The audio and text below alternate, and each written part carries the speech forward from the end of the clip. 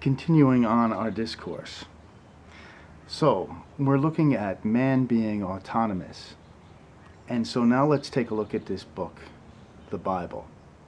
The very first statement is, in the beginning, God created the heavens and the earth.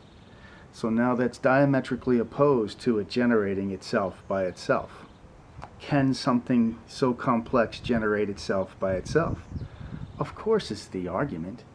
Over billions of years does order come out of chaos? Of course it is, if we use enough psychobabble.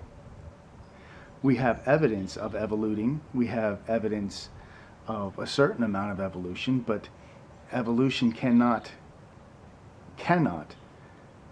and has never proven by true science that anything that changes according to changing species. So the origin of species, according to natural selection, according to and the superiority of races. This is Darwin's book, and of course a very famous one. And then you have the other book that's diametrically opposed to this, the Bible. So one question is, how old is the earth?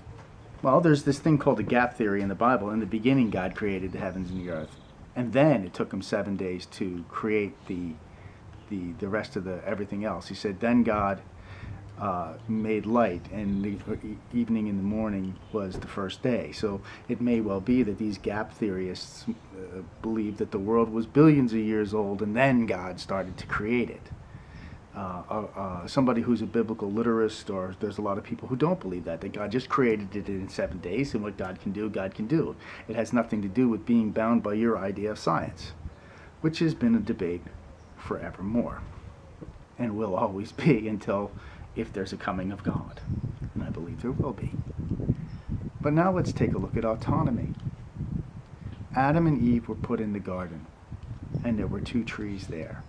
And that will be the subject of my next tape.